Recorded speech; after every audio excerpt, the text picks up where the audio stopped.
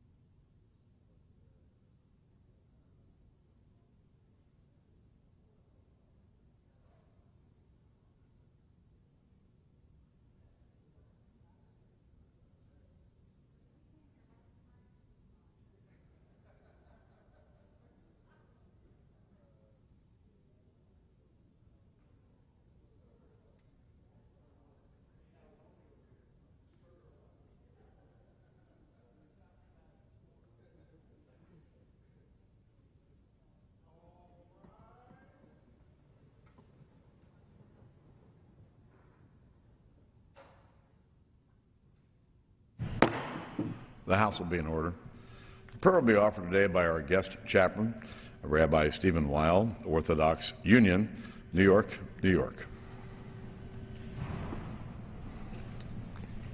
Master of the universe, today we stand before you in this hallowed hall, grateful for the freedoms we have been granted here, grateful for the men and women in this room who you imbued with wisdom and blessed with the courage to make the difficult decisions that will impact the destiny of all of humanity. Allow the members of Congress to be your partners in making a more perfect world, and grant them the insight and the vision to always be mindful of the responsibilities they bear. We implore you to guide and strengthen them so that they can do what must be done to save the world from those who wish to perpetrate terrorism and evil. Dear God, enable them to do what must be done to plant the seeds for a brighter and more prosperous economic future. Dear God, support them in providing our children with a strong education to meet the challenges of tomorrow. Thank you for giving us such wonderful shepherds and allowing us to be their cherished flock. Amen. The Chair has examined the journal of the last day's proceedings and announces to the House his approval thereof. Pursuant to Clause 1 of Rule 1, the journal stands approved. Pledge of Allegiance today will be led by the gentleman from Texas, Mr. Poe. I pledge allegiance to the flag of the United States of America and to the republic for which it stands, one nation, under God, indivisible, with liberty and justice for all. Chair will entertain up to 15 requests for 1-minute speeches on each side of the aisle. For what purpose does the gentleman from Texas rise? Mr. Speaker, I ask unanimous consent to address the House for 1 minute. Mr. Warner. Mr. Speaker, Elizabeth from Houston wrote me this about her business. My immigrant parents came to the United States legally. They had to learn English. My dad worked very hard. He opened several bars and restaurants, hired wait staff, cooks, bartenders, and cleaning people. There was never a dime from the government. Hard work, long hours, and sleepless nights were the norm for all of us. I learned their work ethic early, and I also have worked very hard for my family. No welfare, no government handouts. This is my country, and I love this country so much, or as much as my parents did. But I do not respect the current president or his administration. They want to be in charge of all of us from cradle to grave. That is not the America I knew. That is exactly what my parents and grandparents fled from. So please take us back to the right way. Mr. Speaker, Elizabeth's family did it the right way and without big government getting in the way. They built their American dream all on their own, and that's just the way it is. For what purpose does the gentleman from Ohio seek recognition? Good afternoon, Mr. Speaker. I request permission to address the House for 1 minute and ask consent. Without objection, gentleman from Ohio is recognized for 1 minute. Did the Peabody Energy Company deliberately unload a bad investment on public power organizations serving 217 cities and villages across the Midwest? Congress must find out, because Peabody Energy lured public power organizations into contracts that forced municipal utilities to pay up to twice the market rate for electricity. At a time when private funding could not be had for new coal-powered utilities, Peabody Energy unloaded 95% of its investment onto public power customers in what became an almost triple cost overrun, with a coal mine that lasts 22 years instead of 30 years as promised, and an ash fill that was supposed to last 23 years and will last only 12 to 14 years. The contract which municipals are tied into forces them to pay for power 42% above the market rate, whether the plant is producing energy or not. Billions of dollars were issued for bond financing for the project, and utility customers are vulnerable to huge costs for debt retirement. Wall Street wouldn't invest in a project, so Peabody went to Main Street, and now millions of public power customers will pay sky-high electric rates in what has all the appearances of a swindle.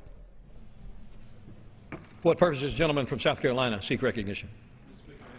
Unanimous consent to address the House for 1 minute, revise and extend my remarks. Without objection, gentleman from South Carolina is recognized. Mr. Speaker, on Friday, the administration released a report on how the President plans to implement the $600 billion defense sequester, threatening service members, military families, and veterans. Politico explained, quote, "It shed little new light on the sword of Damocles," end of quote. This report, required by the passage of the Sequestration Transparency Act, arrived 1 week late, confirming the President and the liberal-controlled Senate have refused to take sequestration as a top priority. Today, the House Armed Services Committee held a hearing to receive testimony from key government officials to implement sequestration. Based upon the minimal information provided, it is clear the administration has not made appropriate plans for the drastic budget cuts, even though the White House is responsible for proposing the disastrous proposal. House Republicans have voted 5 times to replace sequestration, led by Chairman Buck McKeon, with common-sense reforms to avoid the threat to national security, destroying jobs. I urge the President and Senate to begin working with the House before it's too late. In conclusion, God bless our troops, and we will never forget September 11th and the global war on terrorism. For what purpose does the gentleman from Connecticut seek recognition? Does the gentleman seek unanimous consent?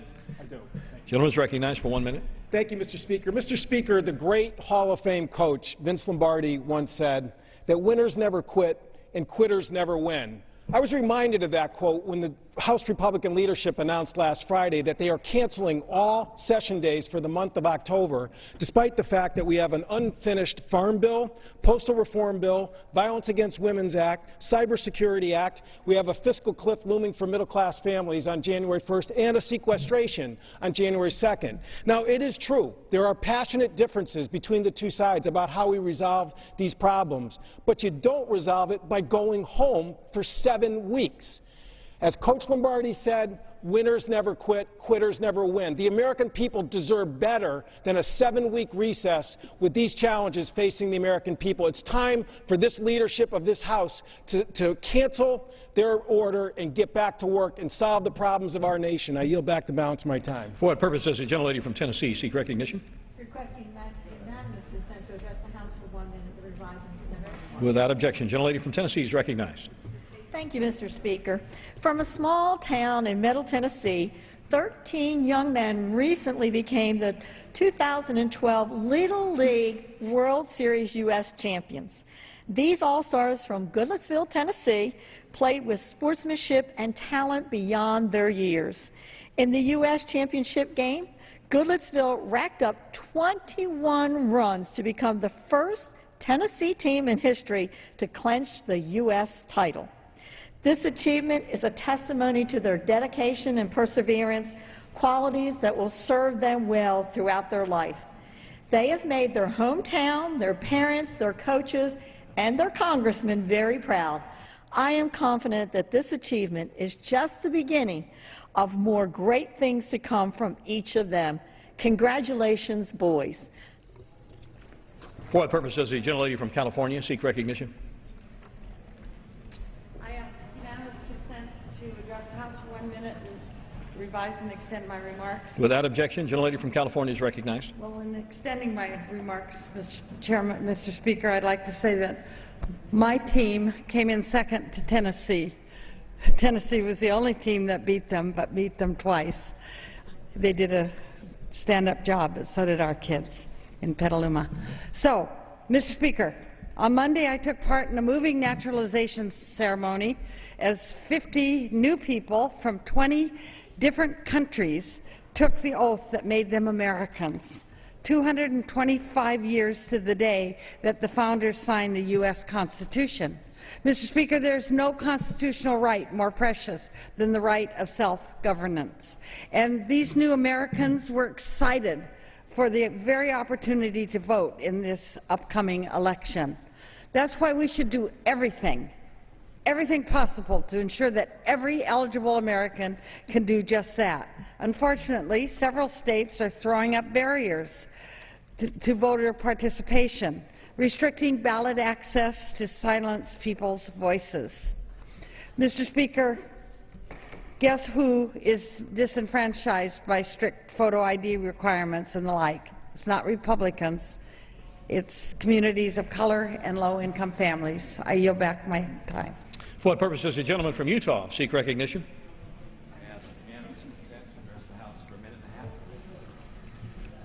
Without objection, the gentleman is recognized for 1 minute. Mr. Speaker, today Weber State University is honoring people, and I wish to mention 4 individuals who are being honored by the university. State Representative Gage Frower and State Senator Scott Jenkins will be receiving the Shurtleff Award for contributions to education. Both of them have done much for their particular communities as well as Weber State and their outreach campus in Davis County. Receiving the prestigious President's Award will be Nolan Karras, a cum laude graduate from Weber State who also served as Speaker of the House in Utah and was instrumental in Weber State attaining the status of university level. In addition to that, he has benefited the community as well as the education system in Utah ever since by being on the Board of Regents in Utah. The second nominee will also be one who has been called one of the brightest minds in Utah politics, Spencer Stokes, a 1995 graduate from Weber State, who has done much in his community as both a commissioner as well as an advocate, and has also, I have to admit, gone over to the dark side and is a staffer on the Senate right now as the chief of staff for a Utah senator, but we will forgive him for that.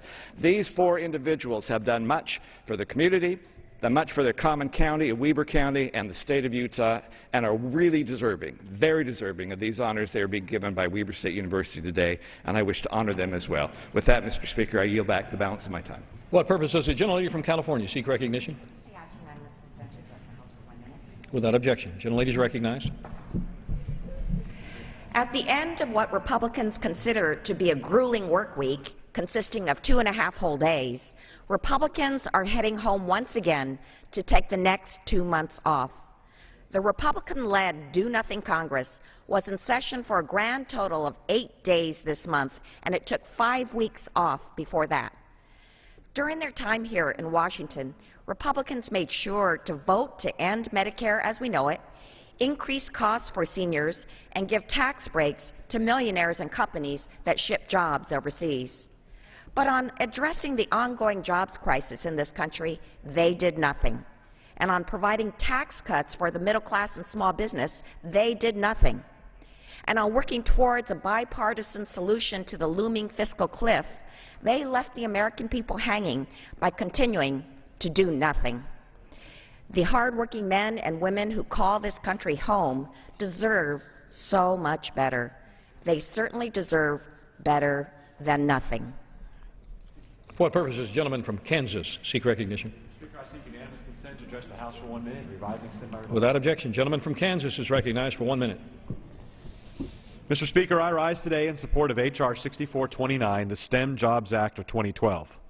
This pro-growth, pro-jobs legislation will create a smarter and more focused immigration system for our country by prioritizing new immigrant visas for the best and brightest foreign students of American universities in the science, technology, engineering, and math fields. These fields are the fastest growing segments of our economy, and retention of these highly skilled American-trained innovators is critical to future economic growth in our country. Rather than giving the boot to students who are American-educated at our best universities, like the University of Kansas, in these advanced fields of study, we should work together to ensure these bright minds can stay here and continue helping to boost our global competitiveness rather than returning to their home nation to work against us. Mr. Speaker, by working together in bipartisan fashion to prioritize these students in our national immigration policy, we can boost job creation and improve our economy by allowing the U.S. to retain some of the world's best and brightest minds. I yield back. For what purpose does the gentleman from New York seek recognition? Without objection. Gentleman from New York is recognized. Mr. Speaker, this week the Washington Post reported that unless America doubles its spending on port infrastructure, we are on track for export losses of $270 billion by 2020 because our ports do not have sufficient capacity. That translates into a $697 billion drop in the American economy and a loss of 738,000 jobs. But ports are not the only area where our anemic infrastructure investment has become a drag on the American economy. We will lose hundreds of billions of dollars in growth over the next 5 years because of our inability to move goods and people efficiently. Congress just passed a bill to spend $52 billion on road and bridges in this country, all we can afford according to some members of Congress.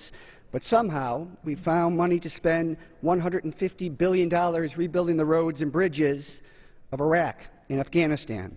I have introduced a bill, a 5-year, $1.2 trillion investment in roads and bridges, ports, transit, airports, because it's time to do nation building right here at home. I yield back the balance of my time. For what purpose does the gentleman from New Mexico seek recognition? Without objection. Gentleman from New Mexico is recognized for 1 minute. Mr. Speaker, New Mexico is celebrating its centennial this year.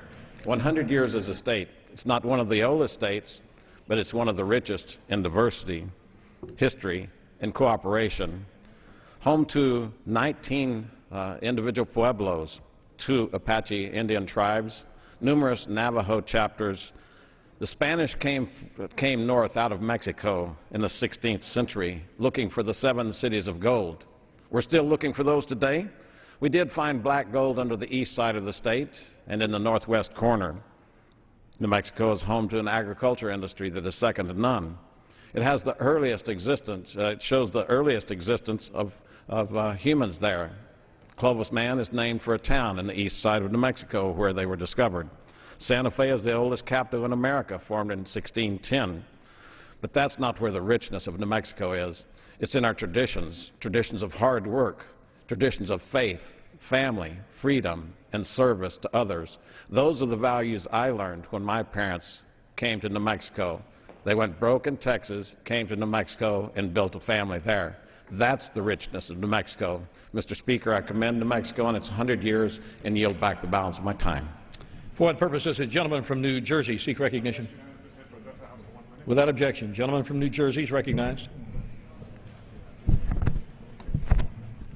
Mr. Speaker, last month I joined 78 bipartisan members of Congress in asking Secretary of State Clinton to ensure that Iraq meets its obligations and protects the 3,400 Iranian dissidents living at Camp Ashraf and Camp Liberty. Residents at Camp Liberty are members of the MEK. In recent days, another 680 Ashraf residents have been relocated to Camp Liberty under a resettlement plan backed by the United States. It is important that we support these residents as they seek to liquidate tens of millions of dollars of their assets left behind at Camp Ashraf. A major problem of the relocation plan is that as long as the MEK remains on the U.S. list of foreign terrorist organizations, its members at Liberty will not be able to find countries which will accept them. The Department of State is currently under court order to make a decision on the MEK case by October 1st, 2012. It is my hope that the Department of State removes the MEK from the foreign terrorist organization list immediately, as it is the legal, moral, and humane thing to do. And I yield back. For what purpose does the gentleman from Vermont seek recognition? Does the gentleman seek unanimous consent? I do. The gentleman is recognized for 1 minute. Sure, I do. Thank you, Mr. Speaker. Mr. Speaker, 1 year ago, Congress took action, finally, to reform out-of-control debit card swipe fees charged to our small businesses and customers every time they swipe a debit card. For years, the card companies and big banks have essentially been ripping folks off, overcharging them on swipe fees. With no one watching, just because they could, they were charging the highest fees in the world. running up billions of dollars in profits, but all at the expense of small businesses and consumers. That's just too much. There's no justification for this. A year ago, Congress finally took action on the debit cards. That's good for our economy, fair to our small merchants. But we need to do more. Abuses continue in credit card swipe fees. The credit card companies and the big banks should step back and have a business model where they charge a fair price for an important service, but not rip off our customers. I yield back. For what purposes? The gentleman from New York seek recognition. Without objection, the gentleman from New York is recognized. Thank you, Mr. Speaker. I rise to commemorate the tragic passing of Neil Godleski, nephew of my friend and constituent Suzanne Murphy of Southampton, New York. Neil was a rising senior at Catholic University. He was fatally shot on August 22, 2010, while riding his bicycle home from a restaurant where he worked as a waiter. He was 31 years old and had returned to college with plans to pursue a career in science. His assailant was a 16-year-old boy who shot him 6 times with a .38 caliber handgun and then robbed him. Suzanne's family has been wrenched with grief over the sudden end of this young man's life. While no vigil or memorial could ever begin to take away the pain of this loss, Suzanne has found a way to channel her grief and focus her energy. She has become an advocate for gun control. When roughly 100,000 Americans are killed or wounded with guns each year, reasonable people can agree that we can achieve even-handed policies that protect Americans from senseless gun violence that do not infringe on any American's right to possess a firearm. Mr. Speaker, I applaud Suzanne's efforts to reach out and bring awareness to the problem of gun safety. We must not let her nephew become just another chilling statistic in the battle to make our communities safer, leaving another family struggling to get past the pain and the loss. I yield back. For what purpose does the gentleman from Missouri seek recognition? To address the House for 1 minute. Without objection, the gentleman is recognized. Thank you, Mr. Speaker. President Harry Truman of Missouri famously labeled the Republican Congress of 1948 the Do-Nothing Congress. But to call this Congress the Do-Nothing Congress would be an insult to the 1948 Congress. That was 10 times more productive than this Congress. With the House recessing on the 21st, this is the earliest Congress has left to campaign in an election year in 52 years. The GOP-led 112th Congress has achieved the lowest approval rating ever. Nearly 9 out of 10 Americans say they disapprove of this Congress. Maybe we should feel lucky the Congress hasn't been here, because when they have been here, they voted in Medicare as we know it, give tax breaks to millionaires over the middle class. They have left town without passing middle-class tax cuts, the Farm Bill, the Violence Against Women's Act, and responsible deficit reduction. And they have voted for corporations that ship jobs overseas instead of passing the American Jobs Act. Let's stop calling this the Do-Nothing Congress. This is worse than the Do-Nothing Congress. I yield back. For what purpose does the gentleman from Virginia seek recognition? Does the gentleman seek unanimous consent? Unanimous. The gentleman is recognized. Thank you, Mr. Speaker. Mr. Speaker, I want to talk about the number 47, not as in the percentage of Americans, the soldiers and students and elderly and working poor, who many of whom are paying more in total taxes than Mr. Romney is paying on his tens of millions of dollars in annual income, but who nevertheless he seems to consider to be slackers. No, I'm talking about 47 as in the number of days left before the election, in the context of the fact that we have one more day that we will be in session. The most basic and fundamental responsibilities our constituents sent us to Washington to address are being left totally unresolved. Never have I seen a House of Representatives so unproductive and so dysfunctional. And I served during the so-called Gingrich Revolution. The fact is that today the House Republican leadership and too many of its rank-and-file members seem to think that economic stimulus, which is vitally needed in this economy, is a dirty word, and the federal government is some kind of alien enterprise. And their approach, as a result, is to do nothing. And that's what we've done for the last 2 years, nothing.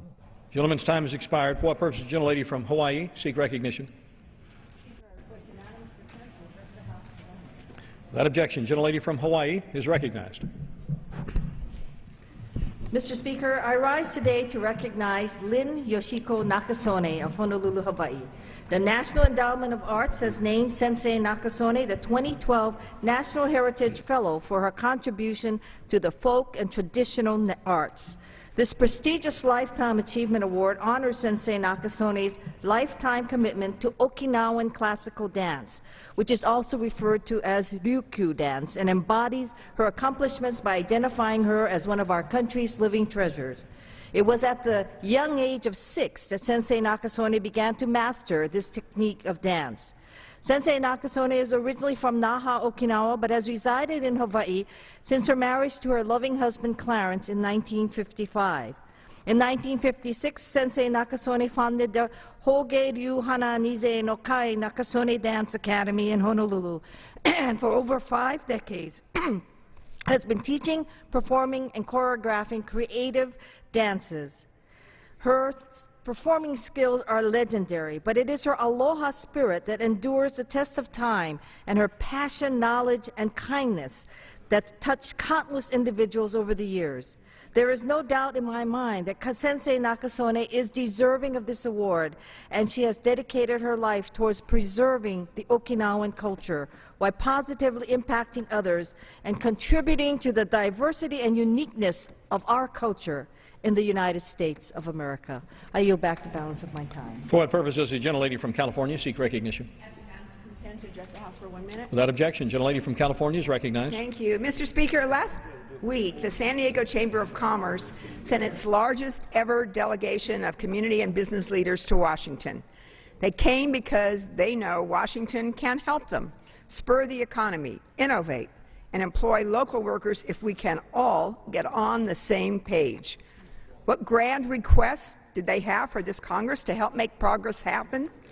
Well, just that we do our job, that we roll up our sleeves, work together across party lines, and find a sensible, not an arbitrary, balance of cuts and spending. Yes, Mr. Speaker, this country is facing some hard choices, and yes, there is division in this chamber.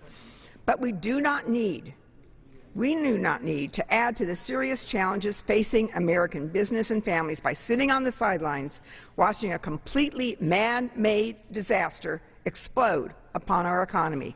Let's work together to come to decisions now. The American economy should not be facing a fiscal cliff. It should be receiving a fiscal roadmap. By actually doing our jobs, we can make the jobs of our hardworking constituents a little easier. Our job is not done, Mr. Speaker. Cancel the congressional recess. For what purposes the gentleman from New Mexico seek recognition? Without objection, the gentleman from New Mexico is recognized for 1 minute. Mr. Speaker, I rise today to join my colleagues in celebrating New Mexico's centennial. We are proud to introduce a resolution honoring the 100 years since New Mexico became a state on January 6, 1912. Home to some of the earliest human settlements in North America, New Mexicans have spent this year celebrating our state's remarkable history, our tremendous cultural diversity, and our meaningful contributions to the nation and the world. From the fertile Rio Grande Valley to the vast Chihuahuan Desert to the peaks of the Sangre de Cristo Mountains, New Mexico's natural beauty is unsurpassed. From Popeye to Geronimo, from Conrad Hilton to Jeff Bezos, from Nancy Lopez to Brian Urlacher, from George O'Keeffe to Rodolfo Anaya, from Dennis Chavez to Dolores Huerta, and from countless other New Mexicans, our impact on America's past, present, and future cannot be overstated. As we continue to celebrate our centennial year, I join with all New Mexicans in honoring our unique heritage and our bright future. Thank you, Mr. Speaker, and I yield back the balance of my time. For what purposes the gentleman from Kentucky seek recognition? Unanimous consent to address the House for 1 minute. Without objection, the gentleman from Kentucky is recognized. Thank you. Mr. Speaker, my colleagues from across the aisle like to talk a lot about personal responsibility, but their decision to adjourn Congress for nearly 2 months shows how little they actually understand the concept. Congress is facing serious deadlines right now, and we should be dealing with the problems the American people sent us here to solve. Instead, Republican leadership has decided we should go home without doing any of it, and taking with us one of the worst report cards in American history. For more than a year now, Republicans have ignored a plan to create 2.6 million new jobs and protect another 1.6 million existing jobs. They won't even bring it to the floor for a vote. Right now, we could bring to the floor and send to the President's desk a bill that would protect tax cuts for 98% of the American people and 97% of small businesses. But instead, we're going home. Republicans seem content to take our country off the fiscal cliff, which will hobble our economy, raise taxes on millions of working families, and once again shift the responsibility of our deficit to those who can least afford it. Mr. Speaker, Republicans can't preach personal responsibility if they're not willing to accept it themselves. I yield back. For the purposes, the gentleman from California seek recognition. Consent to address the House for 1 minute to advise and explain my remarks. Without objection, gentleman from California is recognized. Thank you, Mr. Speaker. From September 15th to October 15th, we honor the heritage and many contributions of the Latino community nationwide. The story of Hispanic Americans is truly an American story. In America, if you work hard, play by the rules, and dream big, there is no limit to what you can achieve.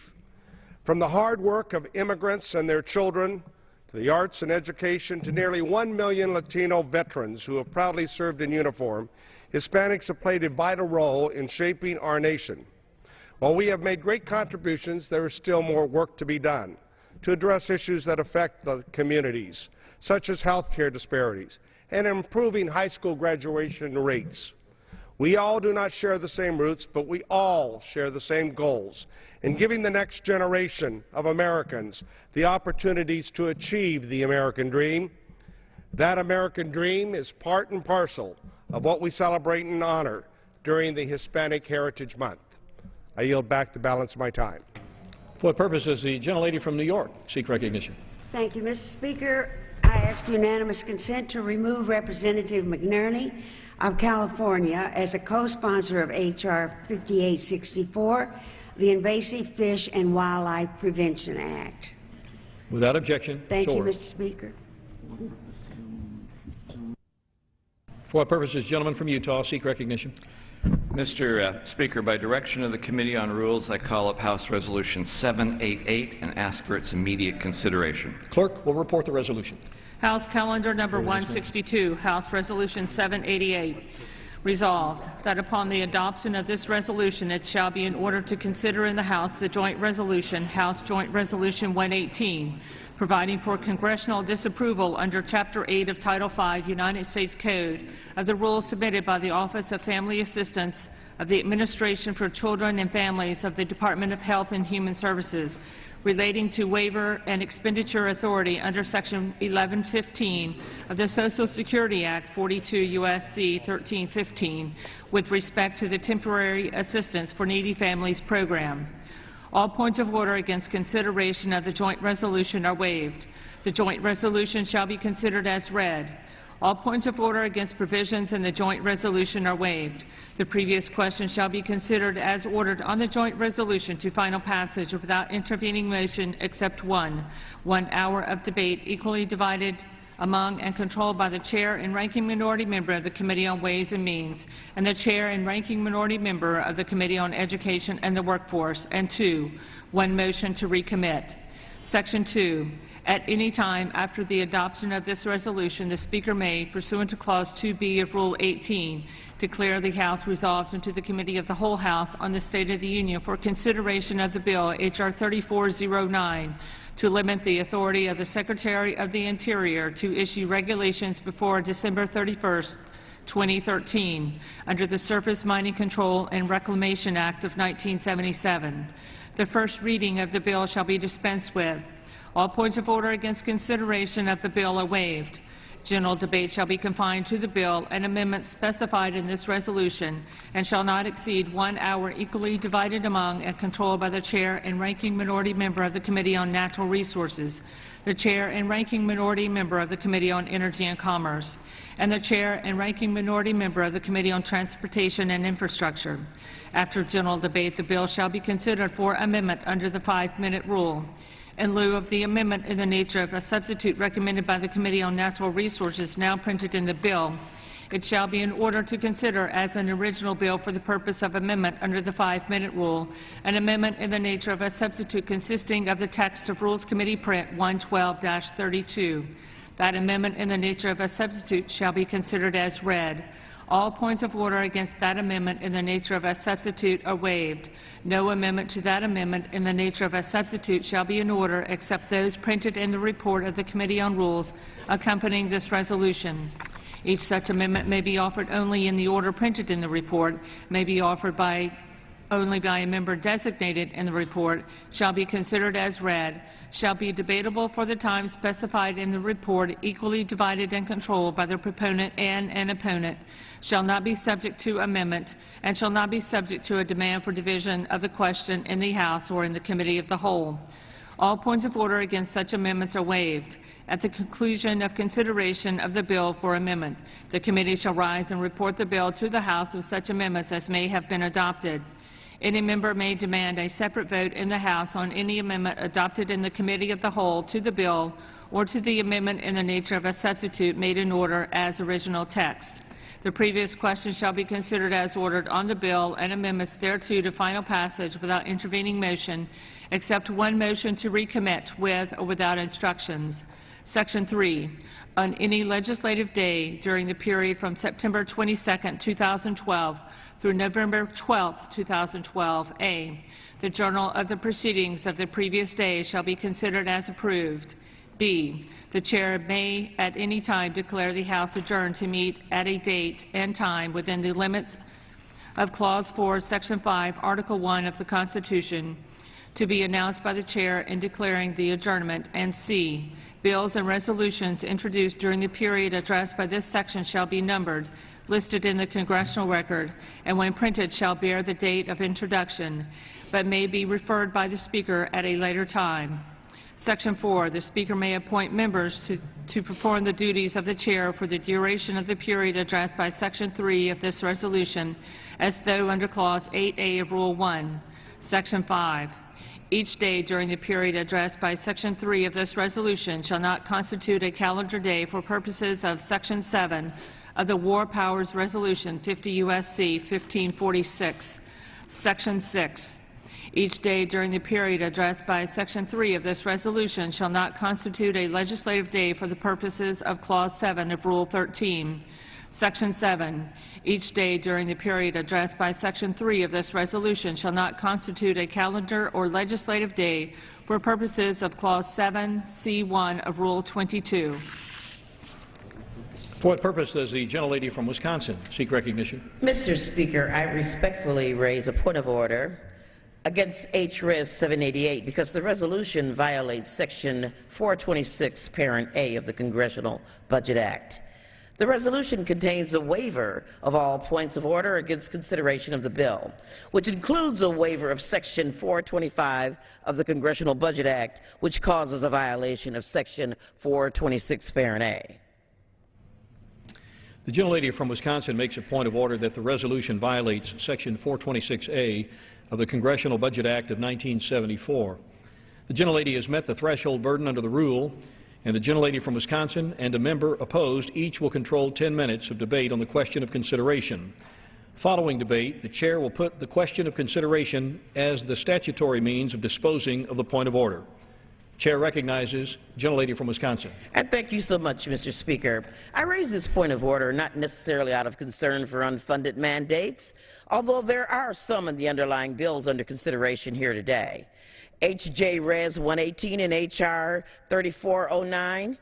Rather, I am here today because this is the only opportunity to voice my adamant opposition to the TANF-related resolution of disapproval, H.J. Res. 118, given the strict closed terms of our debate today. My goal here today, Mr. Speaker, is to be a voice of reason and certainly a voice of truth in this debate, because we are all undoubtedly about to hear an astonishing array of half-truths and, Mr. Speaker, even lies about the Temporary Assistance for Needy Families Program, or TANF. The lie, for example, that the TANF program was this raving success that took people out of poverty, gave them dignity, and put them in good jobs. Well, what it really did was to really kick poor people off the rolls. You know, under President Clinton, 1996, when we passed the original TANF bill, it was a time of prosperity. And those people, primarily women, who would normally get off the rolls within 2 years, found jobs which were readily available, but even more, primarily women, just simply languished in poverty as a permanent underclass. And despite the creation of the so-called safety net under TANF, many, many women languished in poverty and are still in poverty today. And we're not just talking about the poor. We're talking about deep poverty. Mr. Speaker, did you know that between 1996 and 2011, the numbers of U.S. households living on less than $2 per person per day, the measure of extreme poverty as defined by the World Bank for Developing Nations, has more than doubled from 636,000 to 1.46, nearly 1.5 million people. And the number of children in extremely poor households also doubled from 1.4 million up to 2.8 million children living in poverty. Children, by the way, who cannot work. We're talking about the poorest of the poor. These numbers are startling given that we're talking about the United States of America, not some third world country. Now, Mr. Speaker, let's get to the big lie that these resolutions relate to. The Republicans claim that the work requirements have been gutted under the Health and Human Services guidance. These lies have already been debunked by the media, by fact-checkers, by even original architects of TANF, for example, Ron Haskins. But apparently, our colleagues find it convenient to ignore the facts. But of course, we have heard throughout this election cycle that the GOP is not going to be dictated by facts.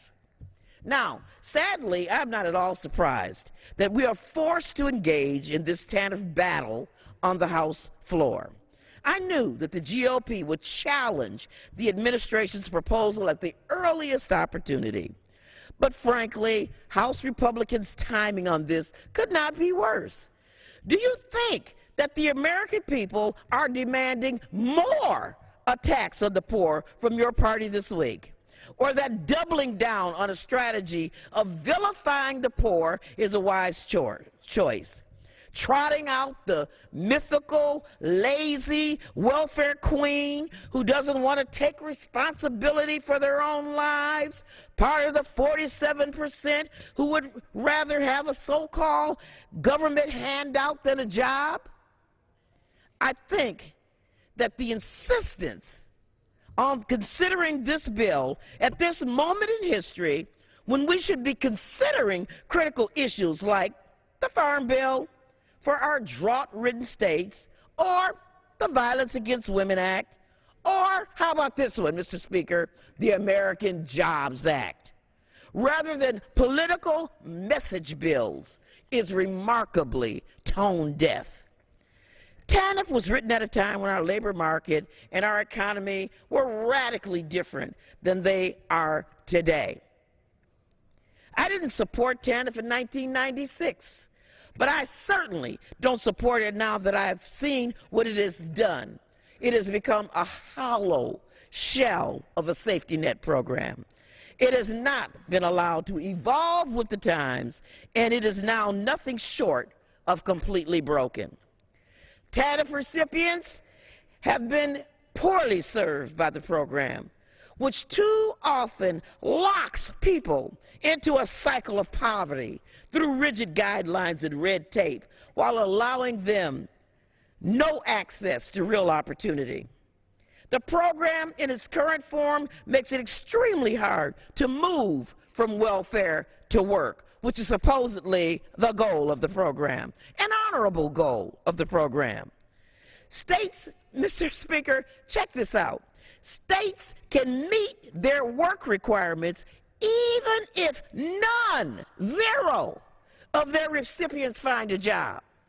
States are only measured by whether or not recipients participate in certain activities for a set number of hours, like if they just job search and never find a job. Not only are we not moving people from welfare to work in this program, we are not allowing people any opportunity to get the education and training they might need to compete in the labor market or learn valuable skills. We are trapping them in so-called job search activities that are poorly designed and add up to nothing. TANF just does not provide real opportunities that could translate into a better life for beneficiaries. There are others who are unable to get help at all because the program is not designed to allow them in the door. Shockingly, states are rewarded for simply lowering their caseloads rather than moving people into jobs. There's indeed an incentive for states to create barriers that prevent the highest need individuals and families from even participating. We've heard the horror stories of people who have been kicked off TANF or couldn't get in the first place, and the desperate things they have had to do to feed and shelter and clothe their children. By now, those of us who have been paying even the bare minimum of attention realize that the Republicans have been playing politics with the Obama administration's waiver program and playing fast and loose with reality. I would venture to guess that every member in this chamber knows the truth, that Republicans and Democratic governors have been requesting increased flexibility in implementing the welfare reform for many years. In fact, in 2005, no fewer than 29 Republican governors asked for increased waiver authority. And given my limited time, I will only name a few of them. We have such socialist governors like Mississippi Governor Haley Barbour, Texas Governor Rick Perry, how about Arkansas Governor Mike Huckabee, and none other but, drum roll please, Massachusetts Governor Mitt Romney. Like these governors, I wholeheartedly endorse the idea of allowing states flexibility to craft a welfare system that meets the specific needs of their job market and their participants. I know, and I know that many of you know, though you refuse to acknowledge it, that the waiver proposal from the Department of Health and Human Services would meaningfully strengthen our ability to move people from welfare to work. May I inquire, Mr. Speaker, how much time I have remaining? Gentlelady has 40 seconds remaining. I have 40 seconds. You know, I was once one of those 47%, a welfare recipient, and I have seen firsthand the successes and failures of this safety net in my community and across the nation. I support the administration's strategic efforts to guarantee that TANF is a more effective program. I encourage all my colleagues to reject H.J. Res. 118, this resolution of disapproval, and instead work together to build a strong workforce and economy. Thank you so much, Mr. Speaker, and I yield back. Gentleman yields back her time. Gentleman from Utah. Mr. Speaker, I rise to claim time in opposition to the point of order and in favor of the consideration of the resolution. Gentleman is recognized. Thank you, Mr. Speaker. You know, the question before the House is, should the House consider H.Res. 788? While the resolution waives all points of orders against the consideration of H.J. Res. 118 and H.R. 3409, the committee is not aware of any points of order, and the waiver is basically prophylactic in nature. We heard, Mr. Speaker, a lot of emotional and interesting points as to the basis of the bill that could be debated if indeed this rule were to be passed. And I don't think it is actually the time right now in a point of order to go over the benefits of the bill or the detriments of whatever may happen if the bill itself is actually debated. There is time for that. I mean, we do know the number of individuals receiving welfare have dropped by 57%, and that poverty among all single mothers has fallen by 30%, and poverty amongst black children has dropped to the lowest level since 2001, and employment and earnings among single mothers have increased significantly. But that's all debate to the bill, which still has to go through the rule debate, and we're not talking about that. This is a procedural issue. We could talk about the fact that 93, the Ways and Means Committee did say that waivers granted after the date of enactment may not override provisions of the TANF law that concern further mandatory work requirements. But once again, that would be the kinds of things that we should be talking about in the debate of the bill, which will come after the debate on the rule, which will come after our discussion of this procedural point of order. So actually, the merits of what the bill is not the same thing as the purpose of the procedural point of order. Procedural point of order still has to be based on the idea of unfunded mandates within the rule. The Congressional Budget Office believes that H.R. 349 would impose an intergovernmental mandate as defined in the Unfunded Mandate Reform Act. However, based on the information for EPA and a small number of public entities would be required to comply with the bill's requirement, the CBO estimates that the cost of those entities to comply would fall below the Unfunded Mandate Reform Act's annual threshold for intergovernmental mandates.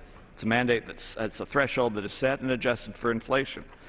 So the Congressional Budget Office states that H.J. Res. 118 also contains no intergovernmental or private sector mandates as defined by the Mandate Reform Act. That is the basis of the point of order.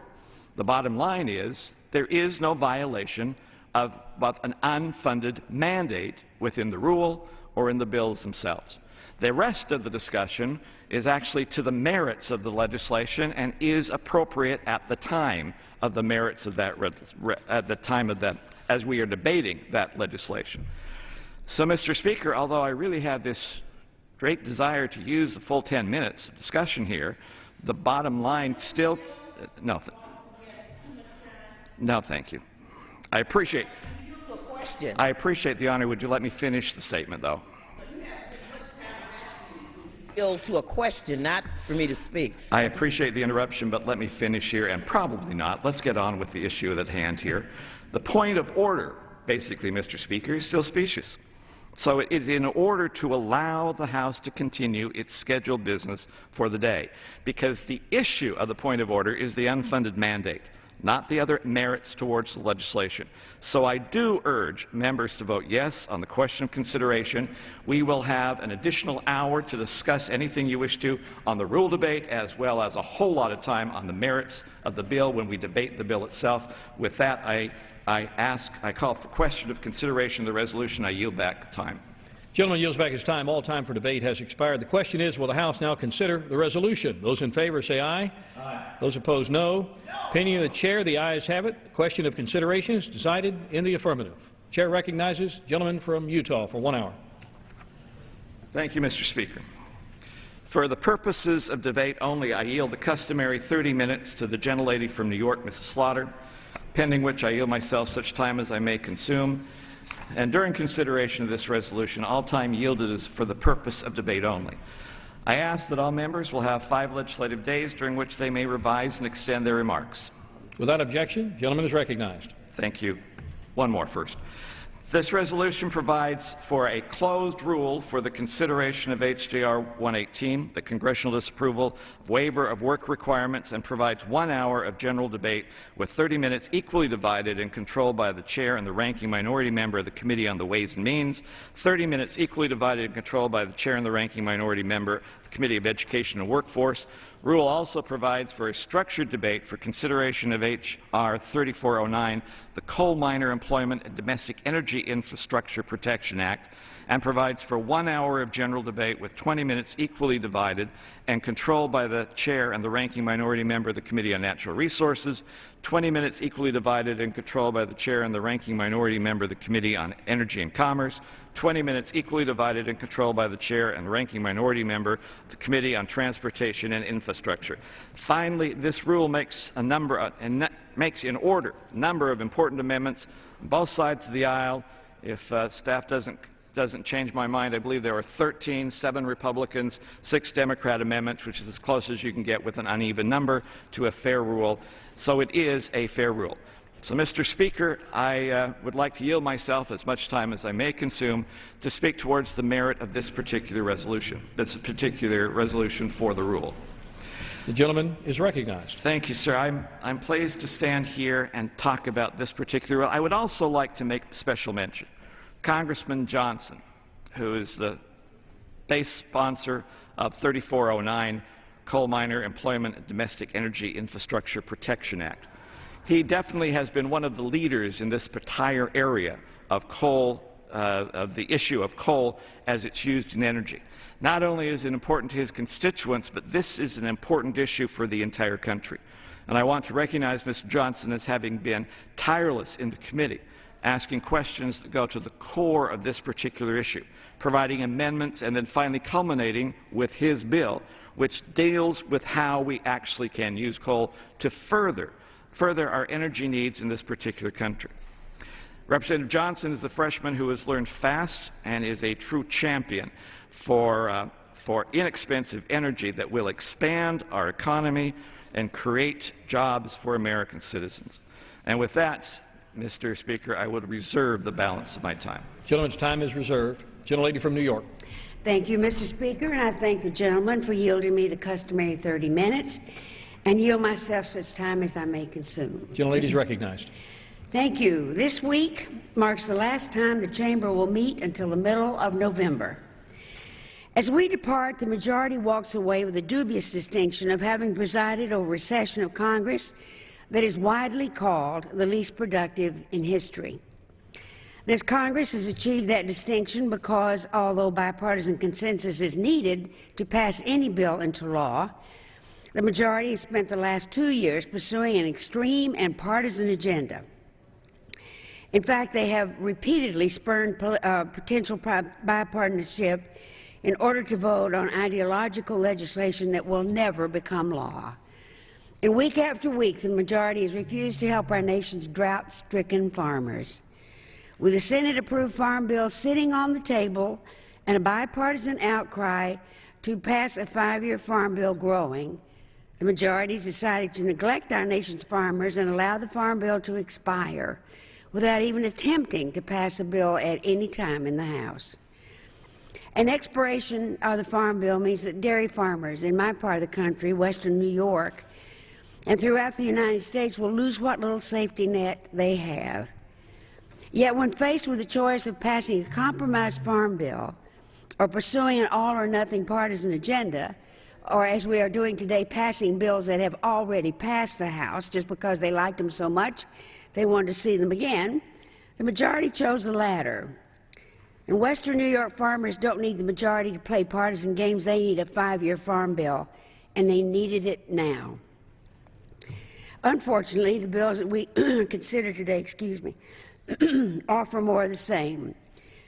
Both the bills before us today are little more than extreme and partisan messaging documents designed to benefit politicians running for office, not the American citizens struggling to get by. Take, for example, H.R. 3409, the Coal Miner Employment and Domestic Energy Infrastructure Protection Act. That's a fine title there. 4 out of the 5 titles in this bill, as I had said a minute ago, 4 out of the 5 bills in this measure have already been voted on by the House, but they were too partisan and extreme to pass the Senate, and they will not yet again pass the Senate. Therefore, it is simply a waste of time today. It costs a lot of money to bring all the members of Congress back to Washington from the 4 corners of the United States. And to come back to repass bills that have already passed and will never go beyond this House cannot be called anything else but a colossal and disastrous waste of time.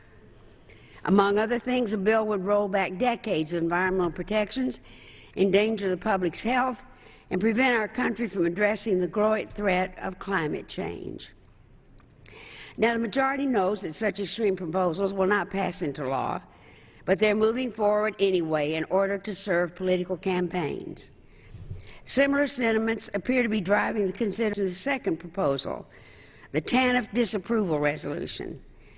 This bill is based upon a premise that has been proven false by multiple fact-checking organizations, including the Washington Post fact-checker, and indeed PolitiFact, a nonpartisan project of the Tampa Bay Times, has concluded that, quote, by granting waivers to states, the Obama administration is seeking to make welfare-to-work efforts more successful, not end them, end quote.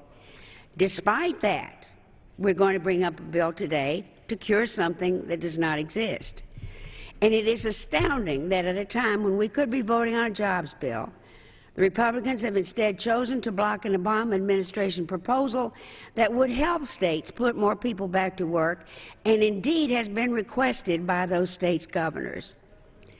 Perhaps most telling is the fact that even as we consider these bills, the majority refuses to also consider legislation to address serious national crises. Yesterday, at a meeting of the Rules Committee, they blocked 5 amendments that would address those issues. First, they blocked an amendment by Representative Boswell to vote on the bipartisan Senate Farm Bill. They had another chance yesterday to bring the Farm Bill up before we all go home. And then they blocked an amendment by Representative Moore to reauthorize the Violence Against Women's Act, which expires in days, a bipartisan bill, if ever there was one, because I was one of the co-authors of the bill, that has been routinely authorized by both parties until this year. Finally, they blocked amendments by my colleagues Representative Levin, Connolly, and Blumenauer to pass the tax cuts for the middle class, to extend a production tax credit for renewable energy producers, wind energy, and to consider legislation to address the financial crisis facing the Postal Service. Now, the majority was given the chance to bring all of these proposals to the floor, but they walked away and went forward with the messaging before us today, and so we will pass today 4 bills that have been passed previously. I asked my colleagues in the majority, which is more important, to provide the relief to the drought-stricken farmers or voting to deny climate change? Which is more important, passing a symbolic resolution based upon a false premise of providing tax cuts to the middle class? Which is more important, passing self-proclaimed messaging documents of working together to provide for the millions of Americans in need? If you would ask a farmer in Monroe County, New York, if they would rather have Congress pass a dead-on-arrival messaging bill or act on a bipartisan farm bill, I know and you know what they would choose.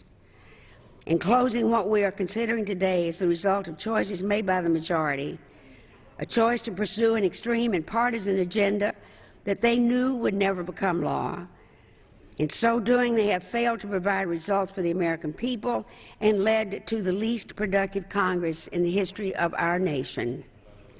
I urge my colleagues to reconsider the choices that have been brought here today and the legislation that we are about to consider. In the process, I hope we can finally end the political games and return to the responsibility of governing. I reserve the balance of my time. Gentlelady's time is reserved. Gentleman from Utah. Mr. Speaker, I yield myself such time as I may consume. Gentleman is recognized. Mr. Speaker,